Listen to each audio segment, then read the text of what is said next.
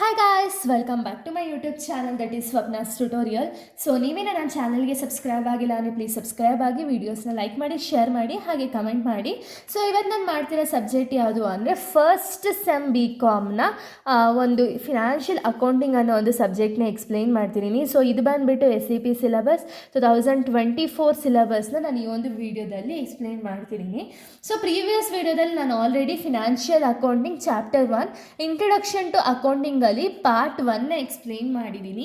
So ಈ ಒಂದು ವಿಡಿಯೋದಲ್ಲಿ ಪಾರ್ಟ್ 2ನ ಎಕ್ಸ್ಪ್ಲೈನ್ ಮಾಡ್ತೀನಿ. ಇನ್ನೇನು ರಿಮೈನಿಂಗ್ ಥಿಯರಿ ಪಾರ್ಟ್ ಇದೆಯೋ ಅದನ್ನು ಈ ಒಂದು ವಿಡಿಯೋದಲ್ಲಿ ಎಕ್ಸ್ಪ್ಲೈನ್ ಮಾಡ್ತಿದ್ದೀನಿ. ಓಕೆನಾ? ಸೊ ಇದು ಪಾರ್ಟ್ 2 ವಿಡಿಯೋ ಆಗಿದೆ. ಪಾರ್ಟ್ 1 ವಿಡಿಯೋ ನಾನು ಆಲ್ರೆಡಿ ಪ್ಲೇಲಿಸ್ಟಲ್ಲಿ ಅಪ್ಲೋಡ್ ಮಾಡಿದ್ದೀನಿ. ಸೊ ಯಾರೆಲ್ಲ ಆ ವಿಡಿಯೋ ನೋಡಿಲ್ವೋ ಆ ವಿಡಿಯೋನ ಒಂದು ಸತಿ ನೋಡ್ಕೊಂಡು ಬಂದು ಈ ಒಂದು ವಿಡಿಯೋ ನೋಡಿ, ಬಿಕಾಸ್ ನಿಮಗೆ ಕಂಟಿನ್ಯೂಷನ್ ಅನ್ನೋದು ಪ್ರಾಪರಾಗಿ ಸಿಗುತ್ತೆ ಅನ್ನೋ ರೀಸನಿಂದ. ಸೊ ಈ ಒಂದು ವಿಡಿಯೋದಲ್ಲಿ ನಾನು ಯಾವ ಕಾನ್ಸೆಪ್ಟ್ನ ಸ್ಟಾರ್ಟ್ ಮಾಡ್ತಿದ್ದೀನಿ ಅಂದರೆ, ಫಸ್ಟ್ ಕಾನ್ಸೆಪ್ಟ್ ಏನು ಅಂದರೆ ಅಕೌಂಟಿಂಗ್ ಪ್ರಿನ್ಸಿಪಲ್ಸ್ ಅನ್ನೋ ಒಂದು ಕಾನ್ಸೆಪ್ಟ್. ಓಕೆನಾ? ಸೊ ಇಲ್ಲಿ ಫಸ್ಟ್ ಆಫ್ ಆಲ್ ನಾವು ಅಕೌಂಟಿಂಗ್ ಪ್ರಿನ್ಸಿಪಲ್ ಅಂದರೆ ಏನು ಅಂತ ಹೇಳಿ ನೋಡಬೇಕಾಗುತ್ತೆ. ಸೊ ಪ್ರಿನ್ಸಿಪಲ್ ಅಂದಿದ ತಕ್ಷಣ ನಮ್ಗೆ ಏನು ಬರುತ್ತೆ ತಲೆಯಲ್ಲಿ ಅಂದರೆ ರೂಲ್ಸು ರೆಗ್ಯುಲೇಷನ್ಸ್ ಅಲ್ವಾ? ಸೊ ಏನೇನೆಲ್ಲ ರೂಲ್ಸು ರೆಗ್ಯುಲೇಷನ್ಸ್ನ ನಾವು ಫಾಲೋ ಅಪ್ ಮಾಡಬೇಕು, ಒಂದು ಅಕೌಂಟ್ಸ್ನ ನಾವು ಅಥವಾ ಅಕೌಂಟಿಂಗ್ನ ನಾವು ಮೇಂಟೈನ್ ಮಾಡಬೇಕು ಅಂದರೆ ಏನೇನೆಲ್ಲ ರೂಲ್ಸು ರೆಗ್ಯುಲೇಷನ್ಸ್ನ ಫಾಲೋ ಅಪ್ ಮಾಡಬೇಕು ಅನ್ನೋದನ್ನ ನಮಗೆ ಇಲ್ಲಿ 2 ಟೈಪ್ಸ್ ಆಗಿ ಡಿವೈಡ್ ಮಾಡಿ ಹೇಳಿದ್ದಾರೆ. ಓಕೆನಾ? ಸೊ ಇವಾಗ ಒಂದ್ಸತಿ ನೋಡೋಣ ಏನು ಅಕೌಂಟಿಂಗ್ ಪ್ರಿನ್ಸಿಪಲ್ಸ್ ಅಂದರೆ ಏನು ಅಂದರೆ, it is defined as a term principle as a general law or rule adopted or preferred as a guide to action, to guide the action, a settled ground or business to conduct or practices. ಅಂದರೆ ಹೇಳಿದ್ನಲ್ಲ, ಒಂದು accounts ಅನ್ನೋದನ್ನ ನಾವು ಪ್ರಾಪರಾಗಿ maintain ಮಾಡೋದ್ರಿಂದ ಏನಾಗುತ್ತೆ ಅಂದರೆ ಬಿಸ್ನೆಸ್ಸಲ್ಲಿ ಯಾವುದೇ ರೀತಿಯ ಒಂದು ಎರರ್ ಅನ್ನೋದು ಆಗಲ್ಲ. ಓಕೆನಾ? ಎಲ್ಲ ಇನ್ಫಾರ್ಮೇಷನ್ನ ನಾವು ಪ್ರಾಪರಾಗಿ ರೆಕಾರ್ಡ್ ಮಾಡೋ ರೀಸನಿಂದ ಏನಾಗುತ್ತೆ ಅಂದರೆ ಯಾವುದೇ ಇನ್ಫಾರ್ಮೇಷನ್ ಕೂಡ ಮಿಸ್ಪ್ಲೇಸ್ ಆಗಲ್ವ ಅಥವಾ ಮಿಸ್ ಆಗಲ್ಲ, ಆ್ಯಂಡ್ ಎಲ್ಲ ಇನ್ಫಾರ್ಮೇಷನ್ನು ಕೂಡ ಪ್ರಾಪರಾಗಿ ಇರುತ್ತೆ. ಅದೇ ರೀಸನಿಂದ ಯಾವುದೇ ಒಂದು ನಾವು ಅಕೌಂಟ್ಸ್ನ ಮೇಂಟೈನ್ ಮಾಡಬೇಕಾದ್ರೂ ಕೂಡ ಒಂದು ರೂಲ್ಸು ರೆಗ್ಯುಲೇಷನ್ ಬೇಸಿಸ್ ಮೇಲೆ ನಾವು ಮೇಂಟೈನ್ ಮಾಡಬೇಕಾಗುತ್ತೆ. ಓಕೆನಾ? ಸೊ ಇಲ್ಲಿ ಅಕೌಂಟಿಂಗ್ ಪ್ರಿನ್ಸಿಪಲ್ಸ್ ಅನ್ನೋದನ್ನ ನಾವು 2 ಟೈಪ್ಸ್ ಆಗಿ ಡಿವೈಡ್ ಮಾಡಿದ್ದಾರೆ. ಒಂದು ಅಕೌಂಟಿಂಗ್ ಕಾನ್ಸೆಪ್ಟ್ಸ್, ಇನ್ನೊಂದು accounting convention. Accounting concepts and accounting convention ಎರಡರಲ್ಲೂ ಕೂಡ ಸ್ವಲ್ಪ ಟೈಪ್ಸ್ಗಳಿದೆ. ಓಕೆನಾ? ಸೊ ಅಕೌಂಟಿಂಗ್ ಕಾನ್ಸೆಪ್ಟ್ಸಲ್ಲಿ ನಿಮಗೆ ಸ್ವಲ್ಪ ಇದೆ, ಬಟ್ ಅಕೌಂಟಿಂಗ್ ಕನ್ವೆನ್ಷನಲ್ಲಿ ಬರೀ 4 ಇದೆ. ಈ 4 ಕೂಡ ಮೀನು. ಸೊ ಇಲ್ಲಿ ಅಕೌಂಟಿಂಗ್ ಕನ್ವೆನ್ಷನ್ ಅನ್ನೋದು 4 ಟೈಪ್ಸ್ ಇದೆ ಅನ್ನಲ್ಲ. ಸೊ 4 ಟೈಪ್ಸು ಕೂಡ ತುಂಬ ಅಂದರೆ ತುಂಬ ಇಂಪಾರ್ಟೆಂಟ್ ಆಗುತ್ತೆ. ಸೊ ಇವಾಗ ಒಂದೊಂದಾಗೇ ನಾವು ಫಾಲೋ ಅಪ್ ಮಾಡ್ತಾ ಹೋಗೋಣ. ಫಸ್ಟ್ ನಾವೇನು ತಿಳ್ಕೊಳ್ಳೋಣ ಅಂದರೆ, ಅಕೌಂಟಿಂಗ್ ನಾನು ಇನ್ನೊಂದು ಸತಿ ಹೇಳ್ತಿದ್ದೀನಿ, ಅಕೌಂಟಿಂಗ್ ಪ್ರಿನ್ಸಿಪಲ್ಸ್ ಅನ್ನೋದನ್ನ 2 ಟೈಪ್ಸ್ ಆಗಿ ಡಿವೈಡ್ ಮಾಡಿದ್ದಾರೆ. ಓಕೆನಾ? ಸೊ ಅದರಲ್ಲಿ ಅಕೌಂಟಿಂಗ್ ಕಾನ್ಸೆಪ್ಟ್ಸ್ ಒಂದು, ಅಕೌಂಟಿಂಗ್ ಕನ್ವೆನ್ಷನ್ಸ್ ಅನ್ನೋದು ಒಂದು. ಸೊ ಅಕೌಂಟಿಂಗ್ ಕಾನ್ಸೆಪ್ಟ್ಸ್ನ ನಾವು ಈ ಒಂದು ವಿಡಿಯೋದಲ್ಲಿ ಅಕೌಂಟಿಂಗ್ ಕಾನ್ಸೆಪ್ಟ್ಸ್ ಆ್ಯಂಡ್ ಕನ್ವೆನ್ಷನ್ ಎರಡನ್ನೂ ಕೂಡ ತಿಳ್ಕೊಳ್ಳೋಣ. ಸೊ ಫಸ್ಟ್ ಒಂದು ಬಂದುಬಿಟ್ಟು ಅಕೌಂಟಿಂಗ್ ಕಾನ್ಸೆಪ್ಟ್ಸ್ ಅಂದರೆ ಯಾವುದಿದೆ ಅದನ್ನು ಫಸ್ಟ್ ತಿಳುತ್ತಾ ಹೋಗೋಣ. ಸೊ ನೋಡಿ, ಅದರಲ್ಲಿ ಫಸ್ಟ್ ಒನ್ ಯಾವುದು ಅಂದರೆ ಮನಿ ಮೆಷರ್ಮೆಂಟ್ ಕಾನ್ಸೆಪ್ಟ್. ಸೊ ಇಲ್ಲಿ ಮನಿ ಮೆಷರ್ಮೆಂಟ್ ಕಾನ್ಸೆಪ್ಟ್ ಅಂದರೆ ಏನು ಅಂದರೆ, ಸೊ ಮನಿ ಮೆಷರ್ಮೆಂಟ್ ಟ್ರಾನ್ಸಾಕ್ಷನ್ಸ್ ಅಂದರೆ, ಸೊ ಈ ಒಂದು ಅಕೌಂಟ್ಸ್ ಅನ್ನೋದನ್ನ ನಾವು ಏನು ಪ್ರಿಪೇರ್ ಮಾಡ್ತೀವೋ, ಸೊ ಆ ಒಂದು ಅಕೌಂಟ್ಸಲ್ಲಿ ಬರೀ ಮಾನಿಟರಿ ಟ್ರಾನ್ಸಾಕ್ಷನ್ಸ್ನ ನಾವು ಮಾತ್ರ ರೆಕಾರ್ಡ್ ಮಾಡ್ತೀವಿ. ನಾನ್ ಮಾನಿಟರಿ ಟ್ರಾನ್ಸಾಕ್ಷನ್ಸ್ನ ನಾವು ರೆಕಾರ್ಡ್ ಮಾಡಲ್ಲ. ಅಂದರೆ ಮಾನಿಟರಿ ಟ್ರಾನ್ಸಾಕ್ಷನ್ಸ್ ಅಂದರೆ ಏನು ಅಂದರೆ, ಇವಾಗ ನಾವು ಏನೇ ಒಂದು ಟ್ರಾನ್ಸಾಕ್ಷನ್ಸ್ ಆಗಲಿ, ಇನ್ ಎಕ್ಸ್ಚೇಂಜ್ ಆಫ್ ಕ್ಯಾಶ್ ಆಯಿತು ಅಂದರೆ ಅದನ್ನು ನಾವು ಮಾನಿಟರಿ ಟ್ರಾನ್ಸಾಕ್ಷನ್ಸ್ ಅಂತೀವಿ. ನಾನ್ ಮಾನಿಟರಿ ಟ್ರಾನ್ಸಾಕ್ಷನ್ಸ್ ಅಂದರೆ ವಿತೌಟ್ ಎಕ್ಸ್ಚೇಂಜ್ ಆಫ್ ಕ್ಯಾಶ್ ಏನಾದ್ರು ಆಯಿತು ಅಂದರೆ ಅದನ್ನು ನಾನ್ ಮಾನಿಟರಿ ಟ್ರಾನ್ಸಾಕ್ಷನ್ಸ್ ಅಂತೀವಿ. ಈಗ ಎಕ್ಸಾಂಪಲ್ ಫಾರ್ ಮಾನಿಟರಿ ಟ್ರಾನ್ಸಾಕ್ಷನ್ ಅಂದರೆ ಏನು ಅಂದರೆ, ಈಗ ಒಂದು ಸೇಲ್ ಆಫ್ ಗೂಡ್ಸ್ ಅಂದ್ಕೊಳ್ಳಿ. ಸೊ ಸೇಲ್ ಆಫ್ ಗೂಡ್ಸ್ ಆದಾಗ ಇನ್ ರಿಟರ್ನ್ ನಿಮ್ಗೆ ಏನು ಬರುತ್ತೆ, ಅಮೌಂಟ್ ಅನ್ನೋದು ಬರುತ್ತಲ್ವಾ, ಸೊ ಅದನ್ನು ನೀವು ರೆಕಾರ್ಡ್ ಮಾಡ್ತೀರಾ. ಅದೇ ನಾನ್ ಮಾನಿಟರಿ ಟ್ರಾನ್ಸಾಕ್ಷನ್ಸ್ ಆಗಿದೆ. ಇವಾಗ ಯಾವುದೋ ಒಂದು ಎಂಪ್ಲಾಯೀಸನ್ನ ನೀವು ಅಪಾಯಿಂಟ್ ಮಾಡ್ಕೊಳ್ತೀರಾ. ಅವರ ಎಂಪ್ಲಾಯಿಗೆ ನಾವು ಕ್ಯಾಶ್ ಕೊಡ್ತೀವಿ, ಹೌದು, ಸ್ಯಾಲ್ರಿ ಅನ್ನೋದನ್ನ ಕೊಡ್ತೀವಿ, ಹೌದು, ಬಟ್ ಏನು ಮಾಡ್ತೀವಿ ಅಂದರೆ ಅಲ್ಲಿ ಏನಾದರೂ ಟ್ರಾನ್ಸಾಕ್ಷನ್ಸ್ ಅನ್ನೋದು ಆಗಿದೆಯಾ ನಮ್ಮಿಬ್ಬರ ಮಧ್ಯ? ಇಲ್ಲ ಅಲ್ಲ. ಸೊ ಅದಕ್ಕೆ ನಾವೇನು ಮಾಡ್ತೀವಿ ಅಂದರೆ, ಈ ಒಂದು ಟ್ರಾನ್ಸಾಕ್ಷನ್ ಅಂದರೆ ನಾನ್ ಮಾನಿಟರಿ ಟ್ರಾನ್ಸಾಕ್ಷನ್ಸ್ ಏನೇನು ಇದೆಯೋ ಅದನ್ನೆಲ್ಲ ನಾವು ಇಗ್ನೋರ್ ಮಾಡ್ತಾ ಹೋಗ್ತೀವಿ. ಸೊ ಇದು ಫಸ್ಟ್ ಕಾನ್ಸೆಪ್ಟ್ ಆಗಿದೆ, ಮನಿ ಮೆಷರ್ಮೆಂಟ್ ಕಾನ್ಸೆಪ್ಟ್. ಇನ್ನು ಸೆಕೆಂಡ್ ಕಾನ್ಸೆಪ್ಟ್ ಬಂದುಬಿಟ್ಟು ಬಿಸ್ನೆಸ್ ಎಂಟಿಟಿ ಕಾನ್ಸೆಪ್ಟ್. ಅಂದರೆ ಈ ಒಂದು ಬಿಸ್ನೆಸ್ ಎಂಟಿಟಿ ಕಾನ್ಸೆಪ್ಟ್ಸಲ್ಲಿ ಏನು ರೂಲ್ಸ್ ಇದೆ ಅಂದರೆ, ಇಲ್ಲಿ ಬಿಸ್ನೆಸ್ಸು ಮತ್ತು ಓನರು ಸಪ್ರೇಟ್ ಅಂತ ಹೇಳ್ತಾರೆ. ಸೊ ಬಿಸ್ನೆಸ್ ಅನ್ನೋದು ಓನರ್ಗೆ ಸಪ್ರೇಟ್, ಅಂದರೆ ಬಿಸ್ನೆಸ್ಸೇ ಸಪ್ರೇಟು, ಇಲ್ಲಿ ಓನರೇ ಸಪ್ರೇಟು ಅಂತ ಹೇಳ್ತಾರೆ. ಈಗ ಎಕ್ಸಾಂಪಲ್, ಇವಾಗ ಓನರ್ ಏನು ಮಾಡ್ತಾನೆ ಅಂದರೆ ಒಂದು ಸ್ವಲ್ಪ ಅಮೌಂಟ್ನ ಕ್ಯಾಪಿಟಲ್ ಆಗಿ ತರ್ತಾರೆ ಅಂದ್ಕೊಳ್ಳಿ. ಇವಾಗ ಎಕ್ಸಾಂಪಲ್, ಒಬ್ಬ ಪರ್ಸನ್ನು ಎ ಅನ್ನೋ ಪರ್ಸನ್ನು ಒಂದು ಕಂಪ್ನಿ ಒಳಗಡೆ ಎಂಟ್ರಿ ಆಗಬೇಕಾದ್ರೆ ಅವನು 5 ಲಕ್ಷ ರೂಪಾಯಿ ಕ್ಯಾಪಿಟಲ್ ಅನ್ನೋದನ್ನ ತರ್ತಾನೆ. ಸೊ ಈ ಒಂದು 5 ಲಕ್ಷ ಬಂದುಬಿಟ್ಟು ಅವ್ನಿಗೆ ಯಾವಾಗ ಪ್ರಾಫಿಟ್ ಆಗುತ್ತೋ ಅಥವಾ ಅವನಿಗೆ ಯಾವಾಗ ಅದು ನೀಡ್ ಇರುತ್ತೋ ಆವಾಗ ಅವನು ವಿಡ್ರಾ ಮಾಡ್ಕೋಬೋದು. ಬಿಕಾಸ್ ಇದು ಅವ್ನು ತಂದಿರೋ ಫಂಡು, ಓಕೆನಾ. ಅವ್ನು ತಂದಿರೋ ಫಂಡಿಂದ ಏನಾಗುತ್ತೆ ಅಂದರೆ ಅದು ಲ್ಯಾಬಿಲಿಟಿ ಆಗಿರುತ್ತೆ. ಸೊ ಕಂಪನಿ ಅನ್ನೋದು ಆ ಲ್ಯಾಬಿಲಿಟಿನ ಓನರ್ಗೆ ಮತ್ತೆ ವಾಪಸ್ ಪ್ರೊವೈಡ್ ಮಾಡಬೇಕಲ್ವಾ. ಸೊ ಅದೇ ರೀಸನಿಂದ ಬಿಸ್ನೆಸ್ ಅನ್ನೋದು ಓನರ್ಗೆ ಸಪ್ರೇಟು ಅಂತ ಹೇಳ್ತಾರೆ. ಸೊ ಇದನ್ನು ನಾವು ಬಿಸ್ನೆಸ್ ಎಂಟಿಟಿ ಕಾನ್ಸೆಪ್ಟ್ ಅಂತ ಹೇಳಿ ಕರಿತೀವಿ. ಇನ್ನು ನೆಕ್ಸ್ಟ್ ಒಂದು ಬಂದುಬಿಟ್ಟು going concern concept. So going concern concept ಅಂದರೆ ಏನು ಅಂದರೆ, ಬಿಸ್ನೆಸ್ ಸ್ಟಾರ್ಟ್ ಮಾಡಬೇಕಾದ್ರೆ ಯಾವುದೇ ಒಬ್ಬ ಪರ್ಸನ್ ನಾವು ಬಿಸ್ನೆಸ್ ಸ್ಟಾರ್ಟ್ ಮಾಡಬೇಕಾದ್ರೆ ಆ ಒಂದು ಬಿಸ್ನೆಸ್ನ ಶಾರ್ಟ್ ಟರ್ಮ್ ಗೋಲ್ ಬೇಸಿಸ್ ಮೇಲೆ ನಾವು ಸ್ಟಾರ್ಟ್ ಮಾಡಲೇಬಾರ್ದು ಅಂತ ಹೇಳ್ತಾರೆ. ಯಾವಾಗಲೂ ಬಿಸ್ನೆಸ್ ಯಾವ ರೀತಿ ಇರಬೇಕು ಅಂದರೆ ಕಂಟಿನ್ಯೂಯೇಷನ್ ಪ್ರೋಸೆಸ್ಸಲ್ಲೇ ಇರಬೇಕು. ಯಾವತ್ತೂ ಇವಾಗ ಸ್ವಲ್ಪ ದಿವಸ ನಾನು ಬಿಸ್ನೆಸ್ ಮಾಡ್ತೀನಿ, ಇನ್ನು ನೆಕ್ಸ್ಟ್ ಸ್ಟಾಪ್ ಮಾಡ್ತೀನಿ ಅನ್ನೋದು ಈ ಥರ ಇರೋಂಗಿಲ್ಲ.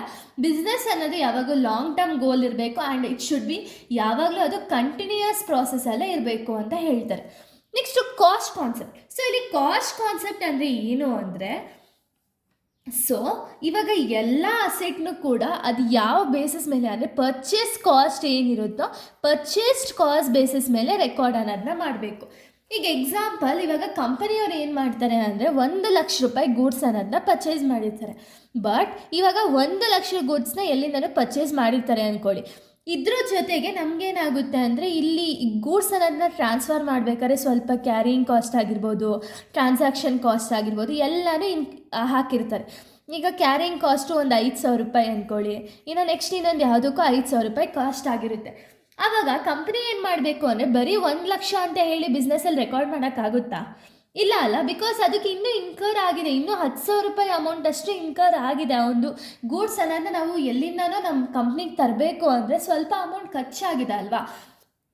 ಸೊ ಆ ಅಮೌಂಟ್ನೆಲ್ಲ ಆ್ಯಡ್ ಮಾಡಿ ಫಸ್ಟು ಟೋಟಲ್ ಏನು ಅಮೌಂಟ್ ಬರುತ್ತೋ, ಪರ್ಚೇಸ್ ಕಾಸ್ಟ್ ಏನು ಬರುತ್ತೋ ಆ ಒಂದು ಅಮೌಂಟ್ನ ನಾವು ರೆಕಾರ್ಡ್ ಮಾಡಬೇಕಾಗುತ್ತೆ. ಅದನ್ನು ನಾವು ಕಾಸ್ಟ್ ಕಾನ್ಸೆಪ್ಟ್ ಅಂತ ಹೇಳಿ ಕರಿತೀವಿ.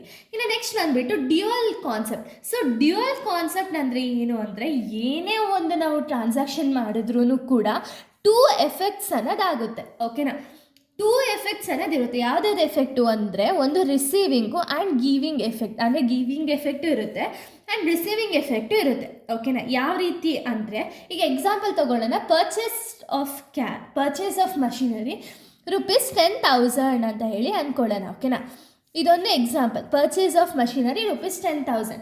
ಸೊ ಇದರಲ್ಲಿ giving and receiving both the concept ಇದೆ ಅಲ್ವಾ. ಯಾವ ರೀತಿ ಅಂದರೆ, ಒಬ್ಬರು ರಿಸೀವರ್ ಇರ್ತಾರೆ, ಇನ್ನೊಬ್ಬರು ಗೀವರ್ ಇರ್ತಾರೆ, ಓಕೆನಾ. ಗೀವರಿಂದ ರಿಸೀವರ್ ಏನು ಮಾಡ್ತಾರೆ ಅಂದರೆ ತೊಗೊಳ್ತಾರೆ, ಓಕೆನಾ. ರಿಸೀವರ್ಗೆ ಏನು ಬರುತ್ತೆ ಅಂದರೆ ಮನಿ ಅನ್ನೋದು ಬರುತ್ತೆ.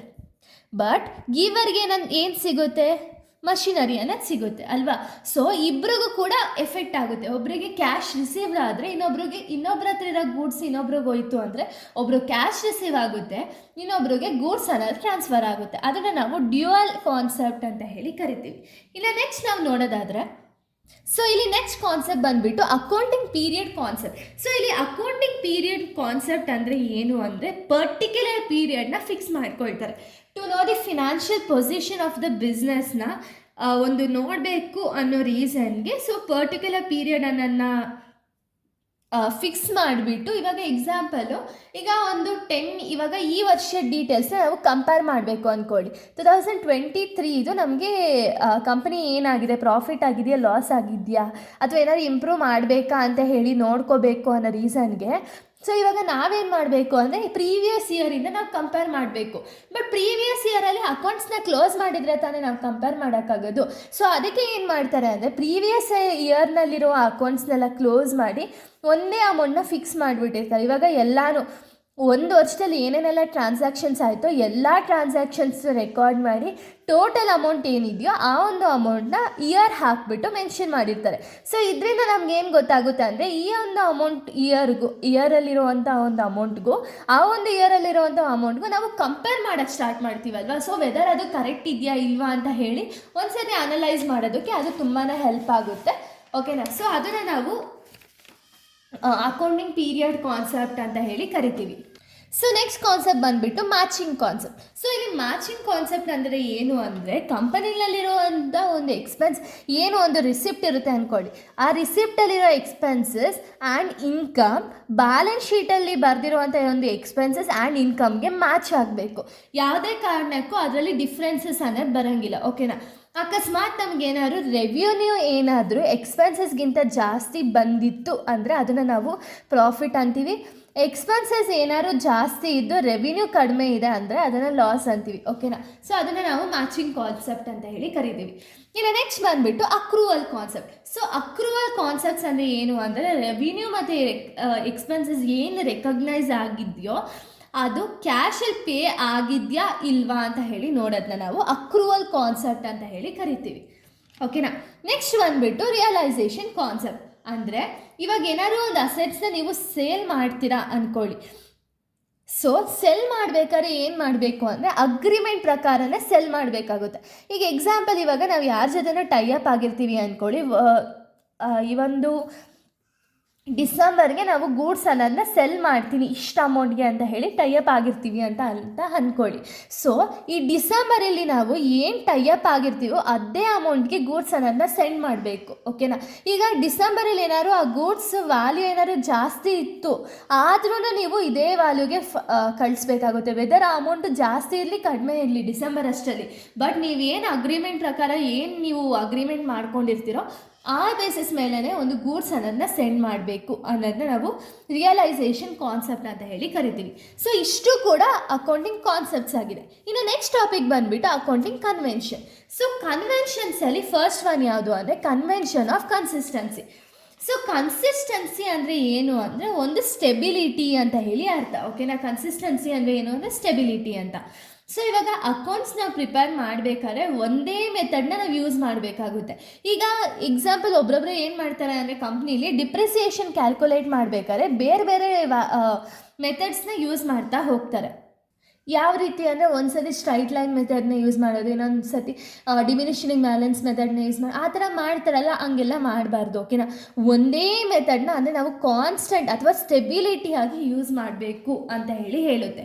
ಯಾಕೆ ಸ್ಟೆಬಿಲಿಟಿಯಾಗಿ ಯೂಸ್ ಮಾಡಬೇಕು ಅಂದರೆ ನಮಗೆ ಪ್ರಾಪರಾಗಿ ರೆಕಾರ್ಡ್ಸ್ ಅನ್ನೋದನ್ನ ಮೇಂಟೈನ್ ಮಾಡಿ ನಮಗೆ ಪ್ರಾಪರಾಗಿ ಆನ್ಸರ್ ಬೇಕು ಅಂದರೆ ಮಾತ್ರ ನಾವು ಕನ್ಸಿಸ್ಟೆನ್ಸಿ ಅನ್ನೋದನ್ನ ಯೂಸ್ ಮಾಡಿ ಅಂತ ಹೇಳ್ತಾರೆ.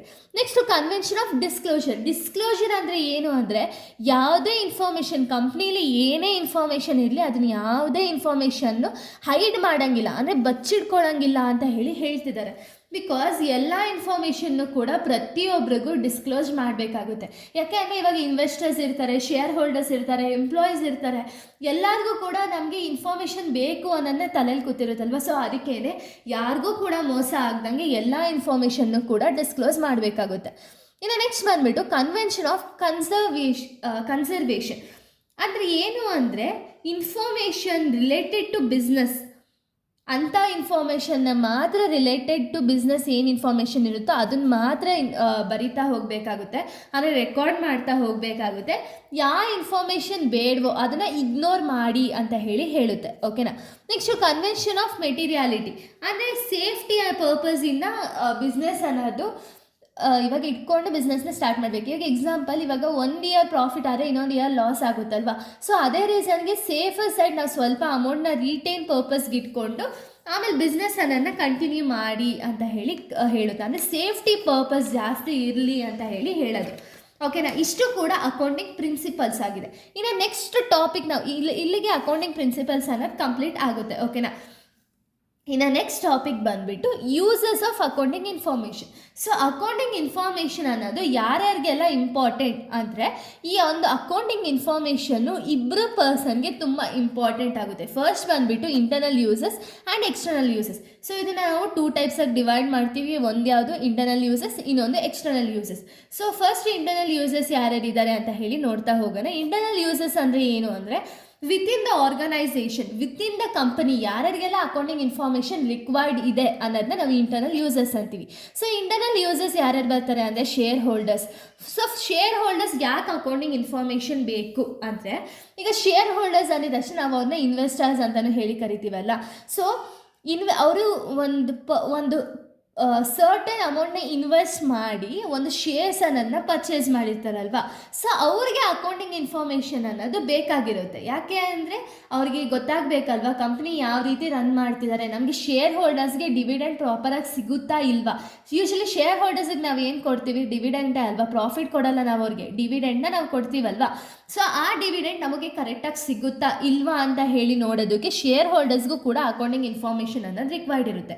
ಇನ್ನು ಮ್ಯಾನೇಜರ್ಸ್, ಸೊ ಮ್ಯಾನೇಜರ್ಸ್ಗೆ ಯಾಕೆ ಅಕೌಂಟಿಂಗ್ ಇನ್ಫಾರ್ಮೇಷನ್ ಬೇಕು ಅಂದರೆ ಫ್ಯೂಚರ್ ಪ್ಲ್ಯಾನ್ ಮಾಡಬೇಕು ಅಂದರೆ, ಏನಾದ್ರು ಫ್ಯೂಚರಾಗಿ ಒಂದು ಒಳ್ಳೆ ಡಿಸಿಷನ್ ತೊಗೋಬೇಕು ಅಂದರೆ ಮ್ಯಾನೇಜರ್ಸ್ಗೂ ಕೂಡ ಅಕೌಂಟಿಂಗ್ ಇನ್ಫಾರ್ಮೇಷನ್ ಅನ್ನೋದು ರಿಕ್ವೈರ್ಡ್ ಇರುತ್ತೆ.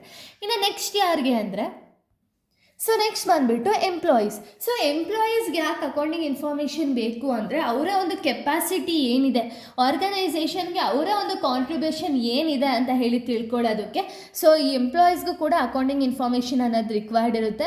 ನೆಕ್ಸ್ಟ್ ಇಂಟರ್ನಲ್ ಡಿಪಾರ್ಟ್ಮೆಂಟ್ ಅಂದರೆ ಏನು ಅಂದರೆ, ಕಂಪನಿ ಪೊಸಿಷನ್ ಏನು, ಯಾವ ರೀತಿ ನಾನು ಬೆಟರ್ ಡಿಸಿಷನ್ ತೊಗೋಬೋದು, ಇಂಟರ್ನಲ್ ಡಿಪಾರ್ಟ್ಮೆಂಟ್ ಅವ್ರಿಗೆ ಯೋಚನೆ ಮಾಡ್ತಾರಲ್ವ, ಸೊ ಅದೇ ರೀಸನ್ಗೆ ಅವ್ರಿಗೂ ಕೂಡ ಅಕೌಂಟಿಂಗ್ ಇನ್ಫಾರ್ಮೇಷನ್ ಅನ್ನೋದು ರಿಕ್ವೈರ್ಡ್ ಇರುತ್ತೆ. ಇಂಟರ್ನಲ್ ಆಡಿಟರ್ಸ್, ಸೊ ಆಡಿಟರ್ಸ್ ಆದವ್ರಿಗೆ ಆಡಿಟಿಂಗ್ ಪರ್ಪಸ್ಗಾರು ಅಕೌಂಟಿಂಗ್ ಇನ್ಫಾರ್ಮೇಷನ್ ರಿಕ್ವೈರ್ಡ್ ಇರುತ್ತೆ. ಸೊ ಅದಕ್ಕೆ ಅವ್ರಿಗೂ ಅಕೌಂಟಿಂಗ್ ಇನ್ಫಾರ್ಮೇಷನ್ನ ನಾವು ಪ್ರೊವೈಡ್ ಮಾಡಬೇಕಾಗುತ್ತೆ. ಇನ್ನು board of directors, so board of directors ತುಂಬ ಇಂಪಾರ್ಟೆಂಟ್ ಆಗ್ತಾರೆ ಆರ್ಗನೈಸೇಷನಲ್ಲಿ, ಅವ್ರಿಗೂ ಅಕೌಂಟಿಂಗ್ ಇನ್ಫಾರ್ಮೇಷನ್ನ ನಾವು ಪ್ರಾಪರಾಗಿ ಡಿಸ್ಕ್ಲೋಸ್ ಮಾಡಬೇಕಾಗುತ್ತೆ. ಇಷ್ಟು ಜನನೂ ಕೂಡ ಇಂಟರ್ನಲ್ ಯೂಸರ್ಸ್ ಆಗಿರ್ತಾರೆ. ಇನ್ನು ಈ ಎಕ್ಸ್ಟರ್ನಲ್ ಯೂಸಸ್ ಅಂದರೆ ಏನು ಅಂದರೆ, ಔಟ್ಸೈಡ್ ದಿ ಆರ್ಗನೈಸೇಷನ್ಗೂ ಇವ್ರಿಗೂ ಅಷ್ಟು ಸಂಬಂಧ ಇರಲ್ಲ, ಬಟ್ ಆದರೆ ಇವ್ರಿಗೆ ಅಕೌಂಟಿಂಗ್ ಇನ್ಫಾರ್ಮೇಷನ್ ಅನ್ನೋದು ರಿಕ್ವೈರ್ಡ್ ಇರುತ್ತೆ. ಯಾರ್ಯಾರಿಗೆ, ಇನ್ವೆಸ್ಟರ್ಸ್. ಇವರು ಬಟ್ ಇನ್ನೂ ಇನ್ವೆಸ್ಟ್ ಮಾಡಿಲ್ಲ, ಓಕೆನಾ, ಬಟ್ ಇನ್ವೆಸ್ಟರ್ಸ್ಗೆ ಅಕೌಂಟಿಂಗ್ ಇನ್ಫಾರ್ಮೇಷನ್ ಬೇಕು. ಯಾಕೆ ಅಂದರೆ ಇವಾಗ ನಾವೇ ಅಂದ್ಕೊಳ್ಳಿ, ನಾವೇ ಒಂದು ಕಡೆ ಇನ್ವೆಸ್ಟ್ಮೆಂಟ್ ಮಾಡಬೇಕು ಅಂದರೆ ನಾವೇನು ಮಾಡ್ತೀವಿ ಅಂದರೆ, ಅಲ್ಲಿ ಅವರು ಪೇ ಬ್ಯಾಕ್ ಮಾಡೋ ಗ್ಯಾರಂಟಿ ಇದೆಯಾ ನಮಗೆ ಅಂತ ಹೇಳಿ ನೋಡಿ ಅಲ್ವಾ ನಾವು ಇನ್ವೆಸ್ಟ್ಮೆಂಟ್ ಮಾಡೋದು. ಸೊ ಅದಕ್ಕೇನೆ ಇವರು ಅಕೌಂಟಿಂಗ್ ಇನ್ಫಾರ್ಮೇಷನ್ನ ಚೆಕ್ ಮಾಡ್ತಾರೆ. ಯಾಕೆ ಅಂದರೆ ನಾವು ಇನ್ವೆಸ್ಟ್ಮೆಂಟ್ ಮಾಡಿರೋ ಅಮೌಂಟು ಮತ್ತೆ ವಾಪಸ್ ಬರುತ್ತಾ ಇಲ್ವಾ ಅಂತ ಹೇಳಿ ನೋಡ್ಕೋಬೇಕು ಅನ್ನೋ ರೀಸನ್ಗೆ, ಅವ್ರ ಸೇಫ್ಟಿ ಪರ್ಪಸ್ಗೂ ಕೂಡ ಇವರು ಅಕೌಂಟಿಂಗ್ ಇನ್ಫಾರ್ಮೇಷನನ್ನು ಚೆಕ್ ಮಾಡ್ತಾರೆ. Next creditors. ಸೊ ಕ್ರೆಡಿಟರ್ಸ್ ಅಂದರೆ ಯಾರು ಅಂದರೆ, ಇವಾಗ ನಮಗೆ ಕಂಪ್ನಿಗೆ ಯಾರು ಸಾಲ ಕೊಡ್ತಾರೆ ಅವರಲ್ವಾ. ಸೊ ಸಾಲ ಕೊಡೋಕ್ಕಿಂತ ಮುಂಚೆ ಕಂಪ್ನಿ ಪೇ ಬ್ಯಾಕ್ ಮಾಡ್ತಾ ಇಲ್ವಾ ಅಂತ ನೋಡೋದಕ್ಕೆ ಅವ್ರಿಗೂ ಕೂಡ ಅಕೌಂಟಿಂಗ್ ಇನ್ಫಾರ್ಮೇಷನ್ ಅನ್ನೋ ರಿಕ್ವೈರ್ಡ್ ಇರುತ್ತೆ.